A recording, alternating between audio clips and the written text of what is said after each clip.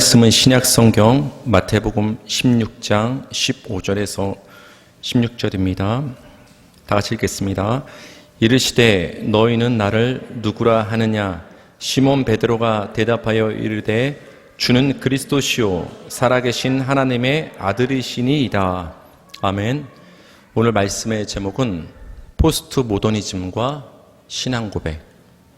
포스트 모더니즘과 신앙 고백이란 제목으로 하나님 말씀 전하겠습니다.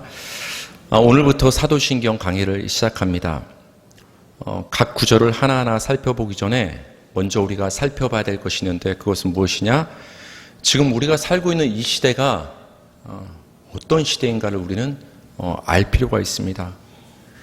우리가 살고 있는 이 현 시대가 어떤 시대인가를 우리가 알게 되면 지금이야말로 어느 때보다 성경 교리의 바탕을 둔 신앙 고백이 정말 필요하고 중요한 때라는 것을 우리는 깨달을 수 있기 때문입니다. 우리가 살고 있는 이 시대를 한마디로 특정 지을 수는 없지만 한 가지를 뽑으라면 그 단어는 바로 포스트 모더니즘의 시대입니다.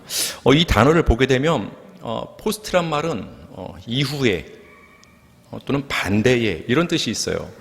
그러니까 모더니즘은 근대주의, 막 경제가 발전하면서 또 문명이 발전하던 어떤 그 시대를 의미를 하는데, 포스트 모더니즘은 그러한 근대주의의 이후에 이어지는 그 시대를 의미하는데, 그 이전의 근대주의를 어떤 반대하는 어떤 그 경향들을 가리켜요.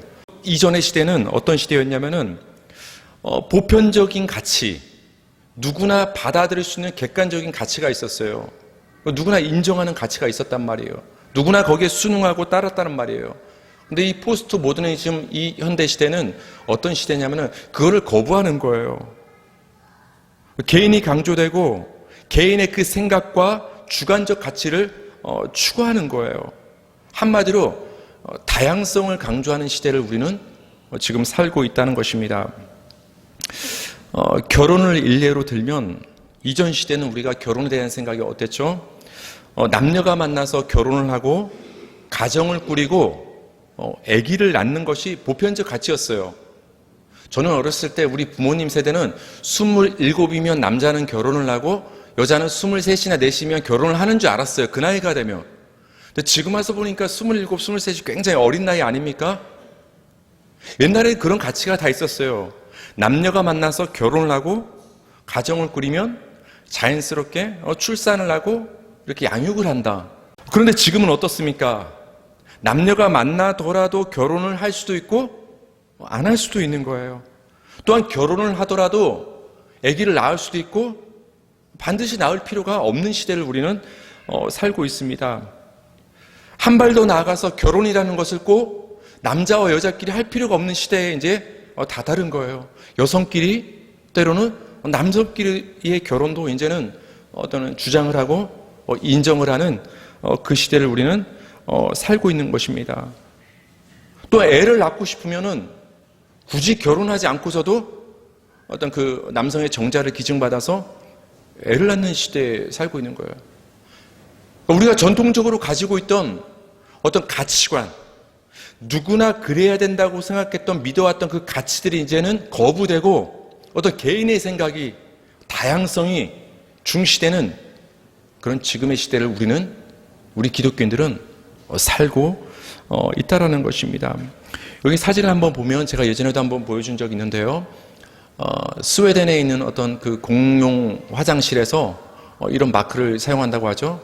완전히 이제 퍼진 건 아니지만 이제 유럽에서도 이제 확장이 되고 서구권에서도 확장이 되면 모르겠어요. 그렇게 될지는 모르겠지만 언젠가 우리나라에 들어올 수도 있겠죠. 어쩌면은 우리 화장실에 가면 남녀 성을 구분지어서 이렇게 화장실을 따로 놓습니다.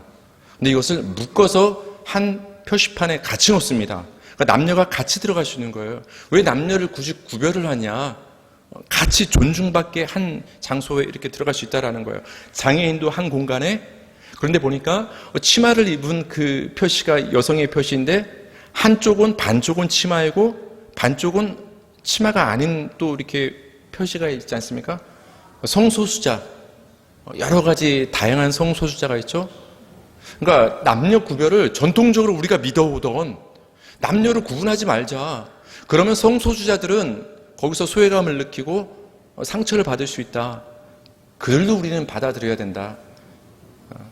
다양성을 받아들여야 된다. 어떤 그런 우리가 살고 있는 이 시대, 포스트 모더니즘의 이 시대의 어떤 경향 중에 하나를 간단하지만 이런 화장실의 표지판을 통해서도 우리는 볼 수가 있습니다. 이 시대의 포스트 모더니즘은 한마디로 다양성을 인정하는 거예요. 다양성. 내 생각만 옳은 게 아니라 다른 사람의 생각도 옳을 수 있다라는 거예요. 둘째 아이 굉장히 어린애가 저한테 제가 뭐라고 하면은 저한테 뭐라고 한 줄 아세요? 아빠 생각만 있어? 내 생각도 있어. 어린아이의 말 같지만 우리도 하나님께 이렇게 항변할 때가 있어요. 하나님 저에게 이렇게 살라고 말씀하시고 저를 이렇게 이끄시는데 저는 이렇게 하고 싶은데요. 하나님 생각만 있어요? 내 생각도 있어요. 왜 우리를 존중해 주지 않아요? 그 어린아이가 저에게 내뱉은 그 말은 우리 모든 인간이 근본적으로 갖고 있는 생각들이에요. 이 시대의 일반적인 생각인 거예요. 어리다고 그 사람의 생각은 무시되어서는 안 된다. 여성의 생각이라고 그 생각은 무시되어서는 안 된다. 인종 때문에 그 사람의 말은 무시되어서는 안 된다. 모두의 다양성이 소중하고 모두 다 옳은 생각일 수 있다라는 것이 이 시대의 가치라는 거예요. 가치. 굉장히 듣기에는 좋아 보이고 선해 보이고 멋져 보이지 않습니까? 관용도 있어 보이고 한 가지 진리만 있는 것이 아니라 진리는 여러 가지라는 거예요. 이걸 종교적으로 말하자면 모든 종교의 진리가 있고 모든 종교에는 구원의 길이 있다라는 거예요. 이걸 확장시키면 처음에는 인권에서 출발을 하지만 이것이 점점 확장을 하면 모든 종교에도 진리가 있고 모든 종교에도 구원이 있다라는 것입니다. 이러한 생각을 받아들인 세계 교회 단체가 우리가 잘 알고 있는 WCC예요. 저는 전도사 시절부터 이미 10년 전에 이 문제를 굉장히 많이 다루고 굳이 이제 이런 걸 다룰 필요가 있을까라고 해서 이제 거의 10년 이상 다루지 않고 있었지만 요즘 들어서 또 이 이슈가 많이 부각이 되더라고요. 그래서 신앙 고백과 관련해서 제가 이제 간단히만 여러분께 언급을 합니다. 세계 교회 협의회 모든 세계 100여 나라의 그 기독교 단체가 연합을 하는 거예요. WCC라고 하죠. 그래서 부산에서도 열리려고 했지만 한국 기독교가 가서 시위를 해서 반대를 했죠. 아마 세상 사람들이 봤을 때는 그 WCC를 여는 사람을 욕한 것이 아니라 그걸 반대하는 사람들을 아마 욕했을 거예요. 굉장히 비신사적이고 이렇게 관용이 없고 다양성을 왜 인정하지 않느냐라고 사람들이 생각했을 거예요. 아마 기독교인들조차도 이런 생각을 갖고 있는 사람들이 있을 거요. 그럼 한번 생각해 보셔야 돼요. 은연중에 이 포스트 모더니즘 시대의 어떤 다양성에 내가 물들어 있지 않은가를, 진리를 구분하지 않는 어떤 그런 것에 내가 빠져 있지 않은가 한번 생각해 볼 필요가 있습니다. 이 세계 교회 협의회 WCC에서는 벌이는 운동은 바로 종교 통합 운동이에요. 세계 기독교 단체를 대변한다고 하는 대표 단체라고 하는 이 WCC가 타 종교와의 종교 통합. 여러분 이걸 세상 사람들이 바라봤을 때 굉장히 신사적이고 멋진 일 아닙니까? 우리 보잖아요. 이제 부처님 오신 날 기독교에서 축사를 보내고 성탄절 날 사찰 앞에 예수 그리스도 아기 예수의 성탄을 축하합니다라고 이렇게 현수막이 걸리고 세상 사람들이 봤을 때는 굉장히 다양성을 존중하고 관용적이고 신사적이고 박수를 쳐줄 만한 일이 됩니다. 이러한 종교 통합 운동을 펼치는 것이 세계교회협의회고 이 세계교회협의회에 속한 우리나라의 기독교 대표단체가 기독교교회협의회 NCCK라는 단체예요. 그래서 우리나라엔 각 여러 가지 교단들이 있는데 이 NCCK에 속한 교단도 있고 속하지 않은 교단도 있습니다. 우리는 기독교 한국 침례회입니다. 장로교회는 여러 가지 다양한 종파가 있는데 그 중에서 통합이 있고 합동이 있단 말이에요. 그게 양대 산맥인데 그것이 1950년대에 갈라집니다. 그래서 한경진 목사님을 중심으로 한 영락교회 중심으로 통합으로 이렇게 갈라져 나오고 또 다른 남아있는 그 사람들이 합동인 거예요. 왜 갈라졌느냐? WCC 세계교회협의회를 가입하느냐 마느냐로 서로 부딪히다가 통합은 가입하자. 합동은 저런 데 가입하면 안 된다. 반대를 해서 결국은 저 의견으로 1950년대에 통합과 합동으로 갈리고, 이전으로 가면, 제가 침례교 목사인데 장로교 역사를 왜 얘기하는지 모르겠어요. 얘기하다 보니까. 그 이전으로 가면 일제시대 때, 일제시대란 말을 쓴 거 보니까 저도 옛날 사람인가 봐요. 요즘 일제강점기 이런 말을 쓰는데, 그 신사참배 문제로 거기에 끝까지 굽히지 않은 교단이 이제 고신교단, 장로교 고신교단, 고신대학교 있죠? 그래서 이제 또 이제 갈라져 나오고, 고신 나온 거예요. 우리는 신사참배하지 않겠다. 그런 1차 이제 어떤 분열이 있은 이후에 그 다음에 이제 장로교회를 이렇게 갈라놓은 사건이 뭐냐? 바로 WCC 가입 문제를 두고 갈라놨단 말이에요. 근데 현 시대의 상황은 이렇게 많은 교단들이, 목사님들이 속해서 원하든 원치 않든, 알든 모르든 종교 통합 운동에 포함되어 있다라는 거예요. 여러분, 그러나 우리가 몸담고 있는 기독교 신앙은 하나님만을 유일신으로, 예수님만을 유일한 구원자로 믿는 줄 믿으시기 바랍니다. 하나님만이 신이시고 예수님만이 우리의 구원자가 되시는 거예요. 그래서 고린도후서 6장 15절에선 이렇게 말하는 거예요. 그리스도와 벨리알이 어찌 조화되며 믿는 자와 믿지 않는 자가 어찌 상관하며. 그리스도와 벨리알, 악마를 말하는 거예요. 그리스도와 벨리알이 어떻게 조화를 이루며 교제할 수 있느냐는 거예요. 성경은 분명히 그렇게 말해요. 성경은 그렇게 말하고 있는데, 우리가 세상의 눈치를 보느나, 세상이 봤을 때 칭찬받는 기독교가 되기 위해서, 세상이 봤을 때 손가락질을 받지 않기 위해서, 세상이 봤을 때 신사적인 모습으로 비춰주고 싶어서 이러한 종교 통합 운동에 우리가 참여를 한다면, 그것만큼 하나님을 아프게 하고 사단적인 것은 없는 것입니다. 여러분, 이것은 단순한 문제가 아닙니다. 생명이, 영생이 걸린 문제입니다. 성경은 구원의 유일성과 절대성을 너무나도 우리에게 분명히 얘기를 해주고 있습니다. 역대하 17장 20절입니다. 여호와여, 우리 귀로 들은 대로는 주와 같은 이가 없고 주 외에는 하나님이 없나이다. 주는 여호와를 말하는 거예요. 여호와 외에는 하나님이 없는 거예요. 호세아 13장 4절 다 같이 읽겠습니다. 시작. 그러나 애굽 땅에 있을 때부터 나는 네 하나님 여호와라. 나밖에 네가 다른 신을 알지 말 것이라. 나 외에는 구원자가 없느니라. 하나님은 분명히 말씀하십니다. 여러분, 예수님 믿고 교회 다니고 신앙생활 한다는 게 무슨 뜻이에요? 성경을 통해 계시된 하나님을 믿는 거 아니에요? 여러분, 느낌으로 하나님을 믿는 게 아니에요. 그건 우상이에요. 성경에 분명히 계시된 그 하나님을 믿는 거예요. 근데 성경에서 하나님은 뭐라고 자신을 계시하느냐? 나 외에는 구원자가 없다고 분명하게 계시를 해주는 거예요. 나 외에는 진리가 없다라는 말입니다. 우리가 살고 있는 다양성과 여러 진리를 주장하는 이 포스트 모더니즘의 시대와 정면으로 부딪히고 있지 않습니까? 요한복음 14장 6절입니다. 다 같이 읽겠습니다. 시작. 예수께서 이르시되 내가 곧 길이요 진리요 생명이니 나로 말미암지 않고는 아버지께로 올 자가 없느니라. 예수로 말미암지 않고는 하나님께로 갈 수가 없는 거예요. 그러니까 예수님만이 하나님께로 갈 수 있는 유일한 진리라는 거예요. 그래서 예수님 말씀하신 거예요. 선포하신 거예요. 내가 곧 길이요 진리요 생명이니. 우리말로는 그자가 빠졌지만은 헬라어를 보면 정관사가 붙어 있어요. 해. 유일하다는 의미예요. 내가 곧 그 길이요. 하나밖에 없는 그 길이요. 내가 곧 그 진리요. 하나밖에 없는 진리요. 내가 곧 그 생명이요. 하나밖에 없는 생명이다. 예수님은 유일성을 말씀을 하고 계십니다. 사도행전 4장 12절입니다. 시작.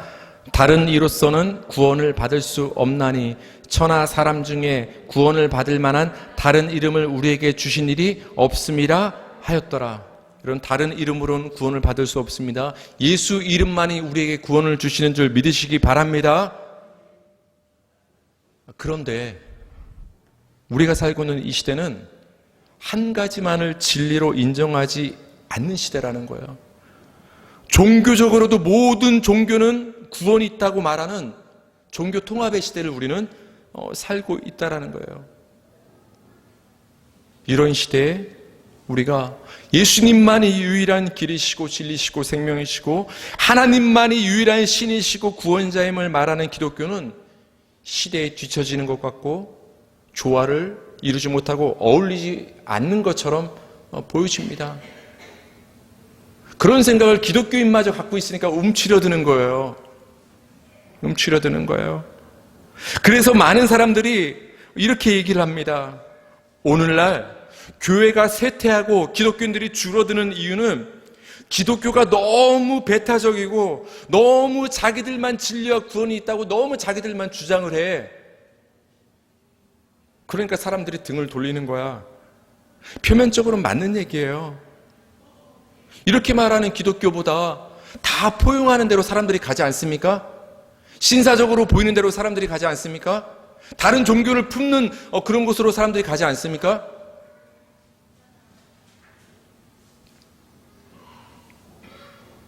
교회 다니는 사람들이 윤리도덕적으로 본받을 만하지 못해서 교회가 지금 죽어가는 거야. 겉으로 봤을 때는 맞는 얘기지만 사실은 맞지 않는 얘기예요. 정말로 우리 기독교회가 진리만을 말하기 때문에 배타적이기 때문에 세상이 우리를 등질까요? 우리가 예수 그리스도와 성경만을 선포하기 때문에 세상이 우리를 등질까요? 우리가 윤리 도덕적으로 조금 수준이 낮기 때문에 우리를 세상이 욕하고 등질까요? 여러분, 기독교는 절대로 윤리 도덕적 종교가 아닙니다. 윤리 도덕적으로 우리가 살아야 될 인간의 의무가 있기는 있지만 그것이 우리가 추구하는 전부가 아니라는 거예요. 거기에는 생명이 없다라는 거예요. 하나님의 자녀로서 그런 삶을 살아갈 수는 있지만 그것이 우리에게 생명을 주는 것은 아니고 교회의 정체성은 아니라는 거예요. 우리가 그렇게 살지 못하기 때문에 세상이 우리를 욕하는 게 아니라는 거예요. 물론 겉으로 봤을 때는 그래서 목사와 성도들을 욕하고 있지만 여러분, 교회는 죄인들이 모여있는 곳이에요. 내가 죄인임을 아는 자가 나오는 곳이 교회예요. 여러분이 스스로 의롭다 생각하고 허물과 티끌이 없다고 생각하면 하나님 앞에 나올 필요가 없는 거예요. 나는 내 자력으로는 구원을 받을 수 없고 죄를 씻을 수 없는 죄인 중에 괴수라는 그런 깊은 인식과 깨달음이 있을 때 그 유일한 구원자이신 하나님 앞에 나와서 엎드리게 되어 있는 거예요. 그래서 교회는 오합지졸이 모인 곳이에요. 어떻게 보면 인격적으로 비성숙한 사람들이 모인 곳이 교회인 거예요. 교회에서 맨날 자기들끼리 지지고 볶고 싸우냐. 죄인들이 모였으니까 싸우죠. 제가 항상 말씀을 드리죠. 묵사라고 다를 게 있다 없다? 그렇죠? 저도 그런 인식이 있었던 것 같아요. 목사 자식들, 딸들은 좀 더 이렇게 좀 성도님들이 봤을 때 되게 고다 보이고 바르게 보여야 되고. 그러니까 제가 애들한테 했던 습관이 그거예요. 지나가다 어른들 오면은 아침에도 제가 무의식적으로 어떤 권사님 오셨을 때 안녕 이렇게 하면서 인사하는데 그놈이 고개를 뻐뻐시길래 고개를 제가 숙이면서 인사해 안녕하세요. 그 중심엔 그게 있는 거죠. 내가 얘 아빠인데 얘가 이렇게 예의가 없으면 내가 욕을 먹어. 기독교는 절대로 윤리 도덕적 종교가 아니고 우리가 그렇게 살지 못하기 때문에 세상으로부터 우리가 도태되는 것이 아니랍니다. 그렇다 보니 기독교 교회 안에서 이런 잘못된 진단을 하고서 변화를 추구합니다. 여러분, 의사 선생님이 진단을 잘못하면 아무리 열심히 해도 큰일 나는 거예요. 1차적으로 진단을 똑바로 해야 그 다음에 조금 의사 선생님이 부족하더라도 치료가 진행되는 것이, 의사 선생님이 아무리 기술과 능력과 지식이 많아도 출발점이 잘못되면 큰일 나는 거예요. 근데 사람들이 이렇게 잘못 진단을 하고 나니까 교회 안에서 잘못된 변화를 추구합니다. 교회 안에서 절대적인 진리를 부정하고 집단보다는 개인을 중요하시는 포스트 모더니즘에 교회가 발맞춰 나가기 시작을 하는 거예요. 이런 시대가 어떤 시대인가를 분별을 해야 되는 우리 교회와 목사와 우리 성도가 오히려 이 시대에 발맞춰 나가기 시작한다는 거예요. 왜? 세상에 뒤처지지 않으려고. 세상의 손가락질을 받지 않아야 된다는 그 목적 하나 때문에, 그 사람한테 칭찬 하나 인정받고 싶어서, 신사적인 교회가 되고 싶어서, 오히려 우리가 분별해야 될 이 시대의 포스트 모더니즘, 모든 것을 다양성을 인정하고 세상의 어떤 모든 진리를 인정하는 그 잘못된 사주에 우리가 편승하고 있다라는 거예요. 그래서 교회 안에 일어난 작은 변화들이 무엇이냐? 이미 몇십 년 전부터 일어났죠. 객관적인 진리인 성경보다는 사람들이 주관적인 체험을 좋아합니다. 왜 그러냐? 포스트 모더니즘은 객관적인 다 받아들이는 것을 거부하기 시작하거든요. 나 개인적인 게 중요해. 그러니까 개인적인 큐티. 한국교회 큐티가 굉장히 휩쓸었죠. 어떤 공동으로 선포되는 어떤 객관적인 설교, 성경에 기초한 객관적인 누구나 받아들일 수 있는 하나님의 계신 성경 말씀, 교리 가르침보다는 사람들이 그걸 거부하기 시작하는 거예요. 그건 너무 고리타분해. 너무 그렇게 딱딱하게 하면 세상 사람들이 발걸음을 들이겠어? 착각입니다. 의사 선생님이 이렇게 수술하고 이렇게 치료를 하는데 이렇게 하면 환자가 너무 아플 거야 하면서 그 치료를 거부한다면 어떻게 되겠어요? 아이가 주사를 맞고 울기 때문에 주사를 안 놓는다면 되겠어요? 주관적인 체험, 큐티. 교회가 이런 개인적인 것을, 개인의 체험, 방언, 이런 것들을 강조하기 시작을 한 거예요. 몇십 년 전부터. 구원의 유일성인 예수님의 십자가를 뒤로 숨기기 시작했다라는 거예요. 사람이 듣기 좋아하는 인간적인 사랑과 평화와 윤리도덕적 메시지나 말하고 있다는 거예요. 왜? 사람이 그걸 듣기 좋아하니까. 그걸 얘기할 때 우리가 일치를 이룰 수 있으니까. 그러나 여러분, 오늘날뿐만 아니라 어느 시대든 세상이 교회에 등을 돌리고 교회가 쇠퇴하는 진짜 이유는 무엇인지 아십니까? 우리가 시대의 흐름과 사람과 문화에 맞추지 않았기 때문이 아니라 교회만의 분명한 색깔을 잃어버렸기 때문에 그런 거예요. 교회만의 분명한 색깔. 우리 기독교 교회만의 분명한 색깔은 무엇입니까? 주 여호와만이 유일한 하나님이시고 그 아들 예수 그리스도만이 유일한 구원자임을 믿고 가르치고 선포하는 것이 우리 기독교 교회의 색깔이라는 거예요. 근본적으로 이 색깔을 잃어버렸기 때문에 우리가 실패하는 것이지, 세상에 발을 못 맞췄기 때문에, 우리가 그들이 보기에 비신사적이기 때문에 그들이 우리에게 등을 돌리는 것이 아니라는 거예요. 그러면 세상에 비위를 맞춰서 사람을 끌어들이면 뭐 하겠어요? 그건 교회가 아닌 거예요. 교회가. 다양성을 최고의 가치로 여기는 포스트 모더니즘 시대를 사는 우리 기독교 교회가 다시 한번 초점을 맞추고 강조해야 할 것은 성경으로 돌아가서 그 성경이 말하는 예수님만을 선포하고 가르쳐야 한다라는 거예요. 성경으로 돌아가서 그 성경이 말하는 예수님과 여호와 하나님만을 알려야 한다라는 거예요. 이렇게 성경이 말하는 하나님과 예수님을 체계적으로 정리한 성경의 핵심을 바로 교리라고 하는 거예요. 교리는 딱딱한 게 아니에요. 성경을 요약해 놓은 거예요. 초보자가 쉽게 알 수 있도록. 교회는 각자의 가치와 경험을 믿는 것이 아니라 성경 교리를 공통적으로 믿는 것이 교회예요. 여러분, 각자 체험한 하나님을 믿는 것이 교회가 아니라 성경이 계시한 공통적인 교리와 성경을 믿는 것이 교회라는 거예요. 그렇기 때문에 다양성을 강조하는 포스트 모더니즘 시대를 살고 있는 우리에게 무엇보다 절실하고 중요한 것이 성경 교리의 바탕을 둔 우리 공동의 신앙 고백이 절실히 요구되는 시대라는 거예요. 어느 시대보다 지금은 하나님이 우리에게 주신 유일한 계시신 성경에 기초한, 교리에 기초한 신앙 고백이 필요한 시대라는 거예요. 신앙 고백이. 신앙 고백을 통해서 우리 성도가 하나가 되는 것이지, 서로 이해하고 사회 운동을 하고 차별 금지를 말하고 평화를 말한다고 해서 교회가 하나 되는 것이 아니라는 거예요. 교회는 같은 신앙 고백 안에서 하나가 되는 줄 믿으시기 바랍니다. 진리 안에서 성경은, 우리 교회는 하나가 되는 거예요. 진리 안에서만. 로마 시대 때 기독교가 박해를 받았죠. 히브리 성경에도 이제 요한계시록에도 이제 기록이 되어 있는데, 일례로 역사적으로 보면 로마 황제 네로가 그 세력이 그랬겠다고 했죠. 로마에 불을 질러버렸어요. 굉장히 난리가 났죠. 근데 그 불을 지른 방화범을 기독교인으로 몰아버린 거예요. 얼마나 사람들이 선동돼서 기독교인을 박해했겠어요. 그 당시 유행하던 그 원형 경기장 있잖아요. 우리가 옛날 그 검투사 영화 같은 거 보면 거기다 굶주린 사자를 풀어놓습니다. 그리고 끝까지 로마 황제가 우리의 주님이 아니라 하나님만이, 예수님만이 우리의 주님이라고 끝까지 신앙 고백을 하는 그 그리스도인들을 그 굶주린 사자 앞에 풀어놓는 거예요. 팔팔 끓는 기름불에 넣어서 튀겨버리는 거예요.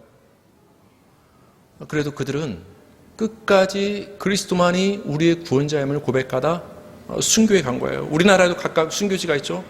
여러분, 그들이 왜 순교했겠어요? 예수님만이 구원자가 아닙니다. 당신이 가지고 있는 종교와 가치도 구원이 있습니다라고 받아들인다면 굳이 순교할 필요가 뭐가 있겠어요? 하나님만이, 예수님만이 진리고 구원이심을 꽉 붙잡고 있기 때문에 이걸 놓을 수가 없기 때문에 그 박해를 받아들여서 순교한 거 아니겠습니까? 그 로마 시대 때 그렇게 우리 신앙의 선배들이 핍박을, 박해를 당했다라는 거예요. 그러던 중에 313년쯤에 우리가 잘 알고 있는 그 콘스탄틴 황제가 기독교를 이제 받아들입니다. 국교화시킵니다. 나라의 종교로 삼는다라는 거예요. 그러면서 황제가 기독교를 받아들이니까 이제 국민들도 어떻게 되겠어요? 나라의 여러 정책들이 기독교에 대해서 이제는 핍박과 배탈을 하던 그 태도가 이제는 관용적인 태도, 어떤 후원을 해주는 사회 분위기로 바뀌었어요. 여러분, 사람이 나태해지면 어떻게 되죠? 모든 게 좋아지면 풀어지잖아요. 어떻게 보면 힘들 때 더욱더 열심을 내고 힘들 때 우리가 간절해지는 거 아니겠습니까? 그렇죠? 우리 부모님 세대 60, 70년대에 굉장히 힘들었을 때 더 하나님께 매달리지 않았습니까? 그때보다 지금 더 좋은 시대를 살고 있잖아요.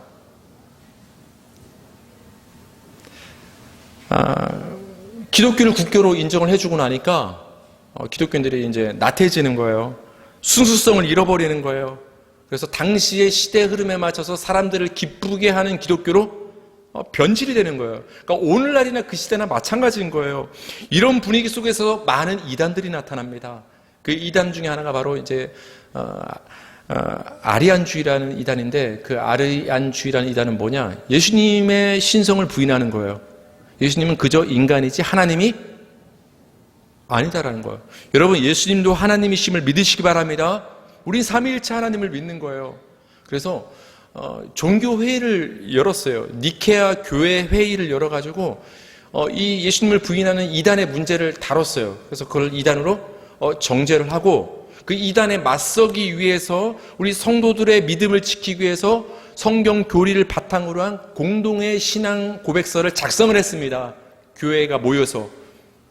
그때 작성된 그 신앙 고백서가 우리가 이제 세계사 시간에 배웠을 수 있는데, 니케아 신조, 니케아 신경이라는 신앙 고백서를 이렇게 공동으로 최초로, 기독교 최초로 공동의 신앙 고백서를 작성을 하게 됩니다. 이 이후로도 여러 가지 신앙 고백서가 작성되었는데, 네덜란드 신앙 고백서, 벨직 신앙 고백서라고도 불리고, 그 다음에 하이델베르크 유리문답, 그리고 이제 우리가 공부도 한번 했었던 웨스트민스터 신앙 고백, 또 소유리 문답, 그리고 도르트 신경, 여러 가지 이 문서들이 작성이 되었습니다. 여기를 보면 이렇게 되는 거예요. 최초로 공동의 신앙 고백서 니케아 신경이 작성되고 난 이후에 빨간색으로 친 부분은 3개가 있는데, 네덜란드 신앙 고백, 하이델베르크 요리 문답, 도르트 신경, 이것은 하나 되는 새 고백서로 이때 채택이 됐어요. 표준으로 삼자. 그래서 이단에 맞서자. 우리 교회의 성도의 공동의 신앙 고백으로 삼자라고 해서 하나 되는 새 고백서로 이 새 고백서를 채택을 하게 됩니다. 이렇게 나왔죠? Three forms of unity. 유니티는 일치 하나예요. 아까 종교 일치 운동을 지금 벌이고 있다고 했죠? 평화를 말한다고 해서 일치를 말하지만, 이때 우리 신앙의 선배는 뭐를 통해서 일치를 추구했냐? 교리와 말씀과 신앙 고백을 통한 일치를 주장했어요. 우리 선배들은 말씀으로만 우리가 하나 될 수 있기 때문에 그래요. 근데 오늘날의 일치운동은 뭐예요? 말씀과 객관적인 진리는 뒤로 한 채 사람의 노력으로, 인간의 노력으로 지금 일치하는 일치운동을 하고 있다는 거예요. 세계의 신앙 고백을 통해서, 공동의 신앙 고백을 통해서 일치를 추구했던 우리 신앙의 선배들의 모습을 우리는 생각해 볼 필요가 있는 것입니다. 그래서 저는 사실 요즘에는 사실 저는 이제 신앙서적은 많이 안 읽어요. 사실 전도사 시절에 많이 읽었지. 사실 왜냐하면 성경만 봐도 사실 너무 많거든요. 그래서 성도님들 이제 책을 읽는 것도 좋은데 그런 책들을 읽기 전에 아예 성경을 먼저 읽으세요. 성경을 읽으세요. 신앙서적은 너무나 많아요. 여러분 분별할 자신 있어요? 분별할 수 없을 정도예요. 굳이 성경 이외의 책들을 읽으려면 그런 신앙서적을 읽지 말라는 소리가 아니라 읽으시되 먼저 순서를 신앙 고백과 교리에 관련된 딱딱하지만 재미없지만 이런 책들을, 여기 보면 내가 믿나이나 웨스트민스터 신앙 고백서라든지 그걸 문답식으로 한 문답서, 소요리 문답, 하이델베르크 요리 문답, 이런 책들이 시중에 아주 그냥 10,000원도 안 되면 살 수 있단 말이에요. 10,000원 정도면. 이거 사서 읽는 거예요. 성경 구절 나와 있어요. 딱딱하지만 재미없어요. 하지만 하나님은 은혜 주실 줄 믿어요. 이걸 통해서 공동의 신앙 고백을 깨닫고 받아들인 후에 여러 사람들이, 작가들이 개인적으로 쓴 신앙서적을 그리고 나서 읽으라는 거예요. 이런 필터링 없이, 성경의 필터링 없이 바로 그런 신앙 고백을 읽으면 우리 마음은 감동할 수 있지만 그것은 기독교 진리와 상관없을 수 있다는 것을 아셔야 된다는 말이에요. 이렇게 교회의 공동 신앙 고백이 작성되는 중에 하나가 바로 사도신경이에요. 사도신경. 다른 것들은 굉장히 길잖아요. 근데 사도신경은 굉장히 짧잖아요. 이 사도신경을 우리가 예배 중에 예전으로 사용을 하고 있다는 것입니다. 사도신경은 주후 2, 3세기, 그러니까 예수님이 돌아가신 후에 한 1, 200년 후에 그 로마 지역에서 사용되던 그 침례 세례 문답이에요. 여러분 침례 세례 받을 때 다 문답하셨죠? 하나님 믿습니까? 예수님 믿습니까? 성령님 믿습니까? 삼위일체가 뼈대가 되는 거예요. 신앙 고백은. 거기다 살을 붙여나가는 거예요. 근데 그 당시 로마 교회에서 침례 세례를 받는 그 신도들에게, 성도들에게 세례 문답을 했는데 주여와 하나님을 믿습니까? 예수 그리스도를 믿습니까? 성령님을 믿습니까? 이것이 이제 기초가 되어서 이것이 점점 살을 붙이고 내용을 붙이고 어떤 고백하는 형식으로 바뀌어서 이제 사도신경이 형성이 되게 되는 것입니다. 그래서 사도신경이 점점 발전을 하다 6세기쯤에 있어서 모든 사람이 받아들인 버전이 나오는 거예요. 버전은 판을 말하는 거예요. 여러 가지 글자는 좀 다를 수 있잖아요. 우리도 개역 개정이 있고 개역 한글이 있고 새 번역이 있고 공동 번역이 있고 킹제임스 번역이 있고 굉장히 많단 말이에요. 근데 모두 다 받아들인 공인본이 6세기쯤에 나와서 그것이 오늘날 우리에게 내려오고 있는 거예요.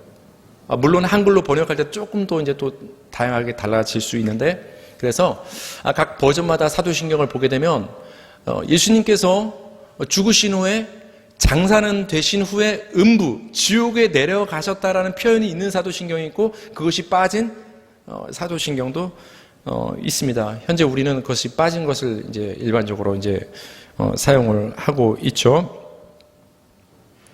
여러분 사도신경은 왜 그럼 이름이 사도신경일까요? 사도신경. 사도가 썼기 때문에 신경일까요? 여러분 사도들이 쓴 성경이 있죠. 사도신경은 사도가 썼기 때문에 사도신경이 아니에요. 훗날 그 후배들이 이름을 붙인 건데 그 내용이 신약성경의 사도들이 쓴 그 신약성경의 내용과 일치하기 때문에 그들의 가르침과 같기 때문에 사도신경이라는 이름을 붙인 거예요. 신앙 고백 중에 하나인데 이것은 사도들이 쓰는 신약성경과 굉장히 같다. 그렇기 때문에 우리가 하는 이 신앙 고백의 이름은 사도신경이라 칭하자. 그래서 그런 이름이 붙은 거예요. 그러니까 사도가 썼기 때문에 사도신경이 아니란 말입니다. 신경은 뭘까요? 신경. 신조. 어떤 고백서를 말하는 거예요. 핵심, 요약. 그래서 이 신경이란 말은 이런 말이 있어요. 심볼룸. 우리 영어에서 심볼 있죠, 심볼. 상징. 이게 뭐냐, 표징이란 뜻이 있어요. 그러니까 어떤 뜻이냐, 그 당시에 많은 이단들과 거짓 사도들이 있었는데, 정말 예수님의 12제자 사도들은 그들과는 구별되는 정통의 가르침을 갖고 있다는 어떤 표시와 표징이 있었던 거예요.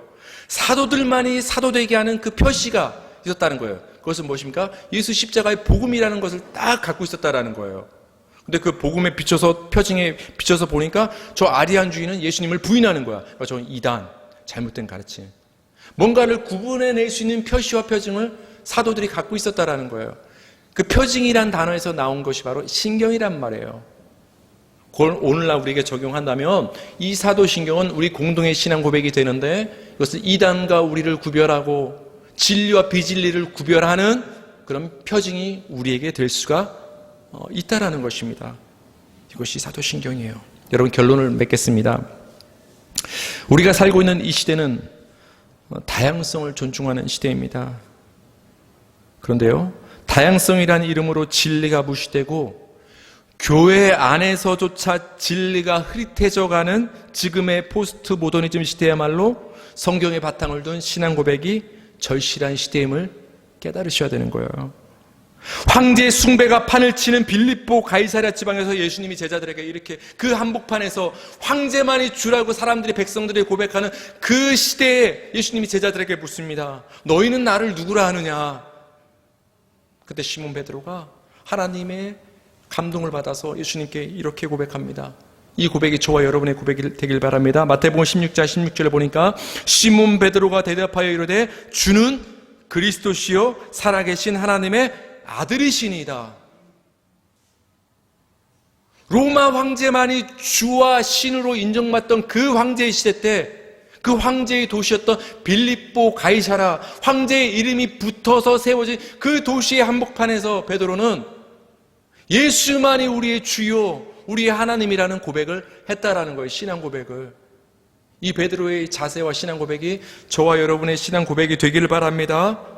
계속되는 사도신경 강해를 통해서 진리신 하나님과 예수님을 기피하는 은혜의 기회를 갖기를 주님의 이름으로 축원합니다.